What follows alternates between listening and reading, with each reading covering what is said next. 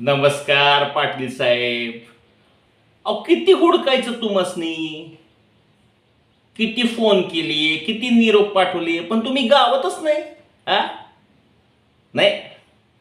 तुम्हाला वाटलं असेल तुम्ही आमच्यापासून वाचू शकता, पण तुम्ही एक गोष्ट विसरलात. तुम्ही आमच्या विरोधात गेलायत. साक्षात भगवंत जरी आला ना, तरी तुमची आमच्यापासून सुटका नाही. नाही, चूक तशी छोटीशीच आहे, त्यामुळं शिक्षा बी छोटीशीच देणार आहे. पहिले तुमच्या देखत तुमच्या एक एक फॅमिली मेंबरला संपवणार,